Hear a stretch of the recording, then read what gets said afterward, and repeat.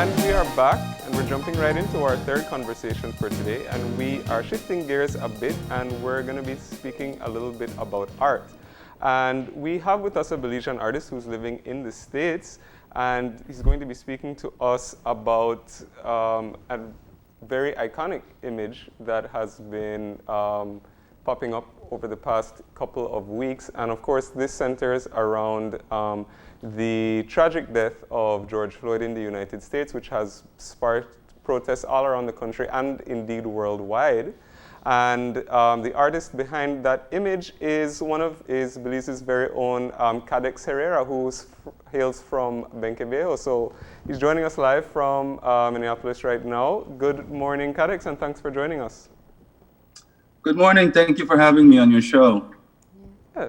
So it must be really interesting for you to have seen, your work sort of just kind of explode all over the place since, of course, you created it. So I'm wondering perhaps let's start with the inspiration behind the work and sort of your process in actually creating the mural.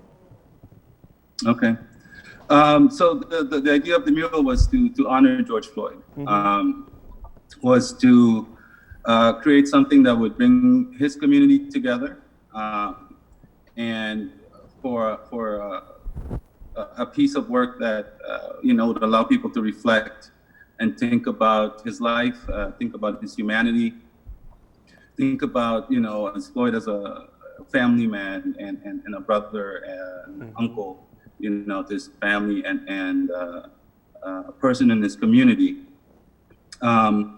The whole piece was designed so that it's would bring and feel would bring light to his community. I also introduced the names of other Black men and women who have been killed by police to make a connection to the history of police violence in the United States against Black and brown people.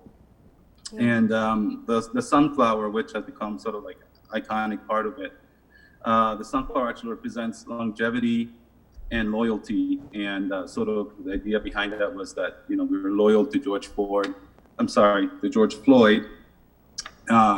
And that his name, we wanted to stay in the hearts and minds of people forever. And then you have the petals that are spreading towards his community. The idea being that his spirit and his light is touching his people.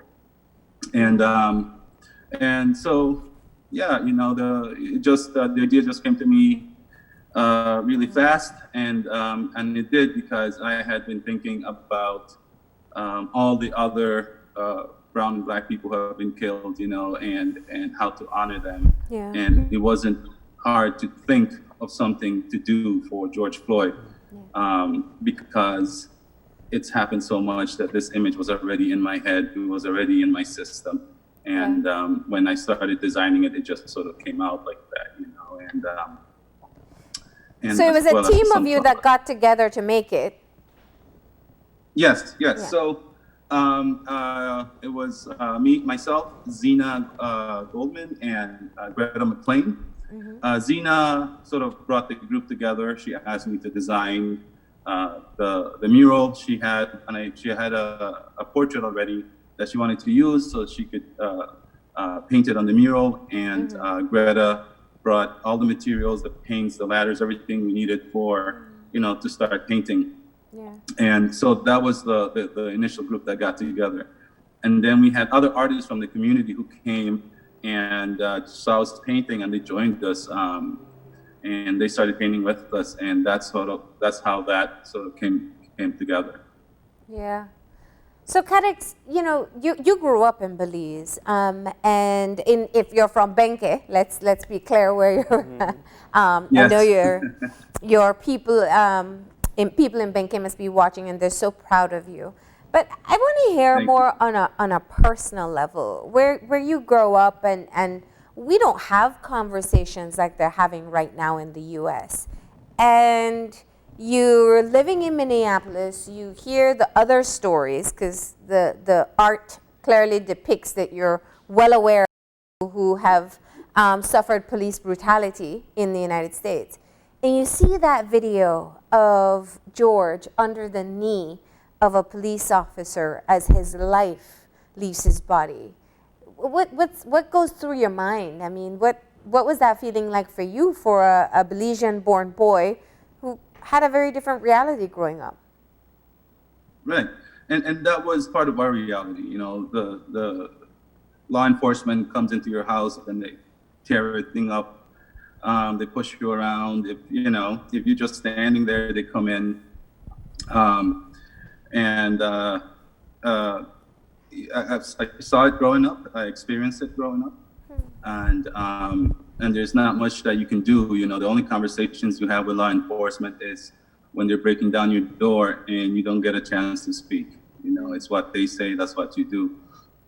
And that's one of the things that we need to change, is that we have to bring our community members, our elders, not necessarily our officials, but rather the people who live in those communities, and our grandparents, our uncles, our tios, our nephews, our nieces.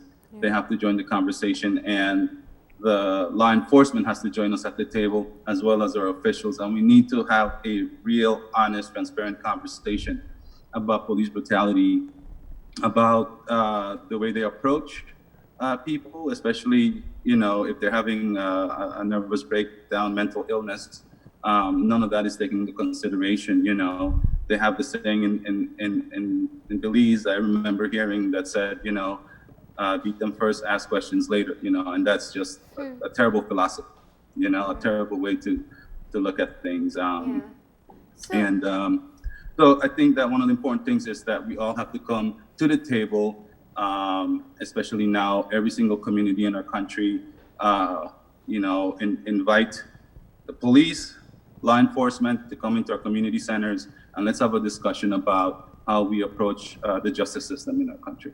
Yeah. And you said something that was really interesting to me earlier about the mural, that you said it was sort of already in your system and that it was easy to come out. So I'm wondering sort of how much of the inspiration behind the piece came from sort of what your personal experiences were, maybe something you experienced personally or stuff that you've observed happening abroad. So I'm wondering how much of it was personal to you. It was all personal, all of it. I cannot separate myself from what happened to George Floyd, and I cannot separate myself from what happened to our own people. When I saw his life being taken away, I saw my brothers and sisters back home. I saw the community I work with. I work at an elementary school in St. Paul called Paul and Sheila Wellstone, and I work with kids from all over the world, all different races, and my kids, too.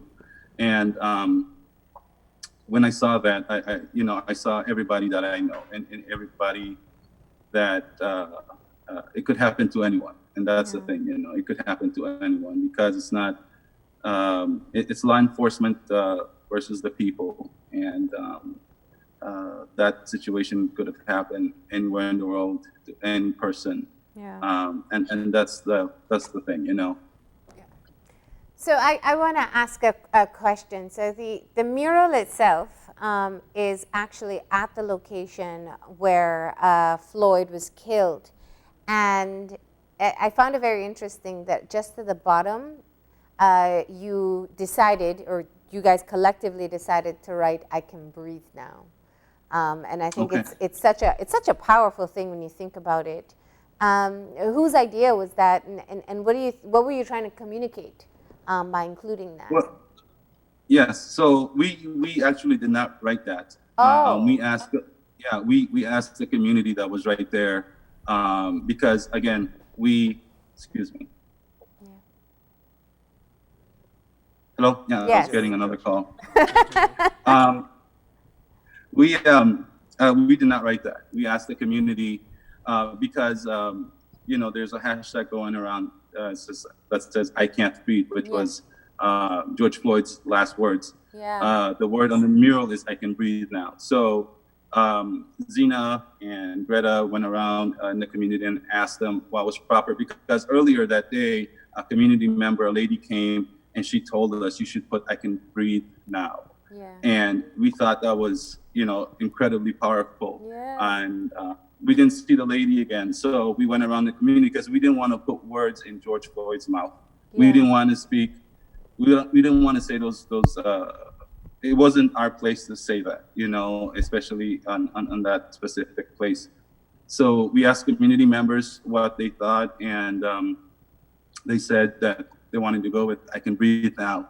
And then we gave one of the other artists outlined the words, and then we had a community member come and actually paint the last words on the mural. So we didn't do that. Oh, wow. It was a member of the community that came and wrote the words "I Can Breathe Now." That's, it's an even better story than what I was imagining. That's I guess everybody reacts differently and sees what you've depicted, and it evokes different emotions. But I also read that you very clearly, you guys were not trying to depict him as a martyr of any sort. What do you mean by that? Well, a martyr dies for a cause. Mm-hmm. It's a purposeful act. And I don't believe that George Floyd wanted to die that day. Mm-hmm. I believe that if you had given him an option, he'd rather still be alive. Mm-hmm. He's not a martyr. He's a hero. He's a hero to a cause, at least from my point of view. Yeah. That's my point of view. Yeah. I don't think he would. Think he'd rather be with his family with his daughter and his brothers, and so a lot of times we take these situations and we say, he died for a cause, but I don't think personally that George Floyd died for, wanted to die that day, and that's why I have said, to me he's a hero, because now he has changed the life of his family. He has changed the world. He started a movement that is just taking over the world. And now you and I are having this conversation about police brutality and creating change in our own country. And I didn't do that. George Floyd did that. Yeah. And, in that context, I'm wondering what you think about how the reaction to the mural has been, because it's now, sort of gained worldwide attention. So I'm wondering what you think about, how do you feel knowing that the image has sort of taken on a life of its own? I don't know how to feel about it, except for that the message is getting across to, the law enforcement, communities, the whole world, that we need to bring change. We need to start talking about making it better for our communities, so that we're not in fear of law enforcement. Yeah. And when anytime you approach, or you're approached by any police officer in your country, if you travel to Mexico, if you travel to Guatemala, there's fear. You're always afraid. Yeah. That's the first thing that happens. It's like, what did I do wrong, right? Yeah. And you should not be afraid of law enforcement. That their first goal is to defend you, protect you. Why are we afraid? Why are we so afraid? And we're so afraid because all of our interactions with law enforcement is negative, it's violent, it's brutal, it's murderous, and it shouldn't be that way,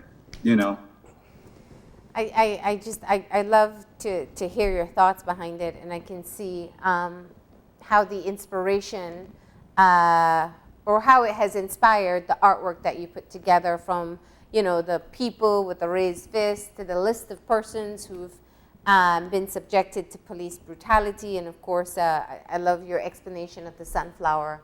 Cadix, tell me, this is such, I think, a great opportunity to talk to other artists as well. I don't know if you usually do murals, or this is perhaps an opportunity that you just wanted to do something publicly. But when things get difficult, artists have a way of being able to communicate and connect people. And it could be music, it could be lyrics, it could be poetry, and definitely a visual medium. And your mural that you did with these other artists definitely is a great example of that. How do you, what would you say to other artists about joining in social commentary, expressing whether they're in agreement or disagreement with issues, using art as a way of being able to express that? First of all, I'd like to just say that we need more art in our schools. We need more education on our history. We need more education on our culture. Colonialism has erased that from all of us, especially in our country. Do you know that our last names were erased, our history was erased. The history we get taught at schools is British history, the way they saw it and the way they wrote it and the way they want us to perceive it. We need to start going back and examining our history, our culture. We need to promote the arts, because I'm not the only artist in Belize. There's thousands and thousands of people who are creative, incredibly, the ingenuity is amazing. And we don't have a place where they can go and learn more about it and express themselves. Everybody's sort of doing it on their own, doing it alone. And they've been doing it for a long time and no one's paying attention. Yeah. We need our officials to start investing in education, not only in private education, but in public education. We need to have opportunities for our people to be able to also use art to express themselves, because it's an amazing tool, it's an important tool, and it's something that we usually forget.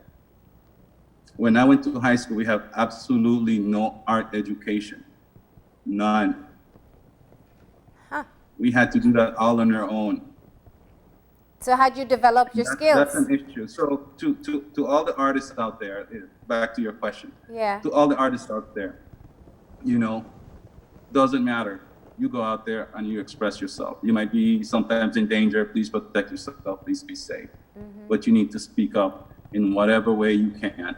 You don't have to be a painter. You don't have, you need to go out there. This is not just a thing for artists, but we need to, as a society, really start talking about what is happening in our country as it concerns violence against our people.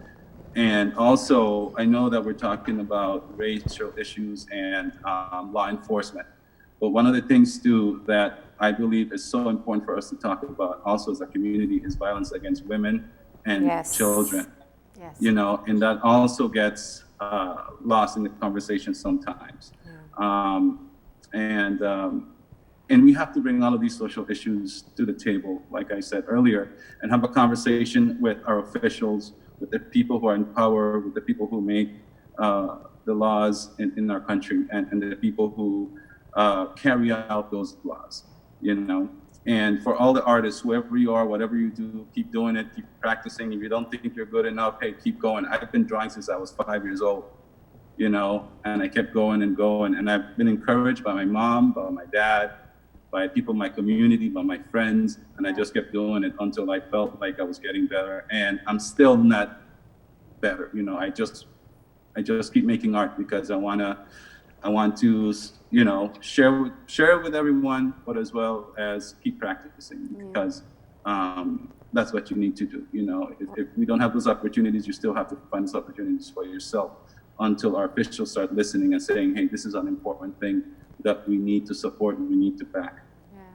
Well, we appreciate that final message to Belizeans and to artists here about just continuing to work on the craft and using it in different opportunities.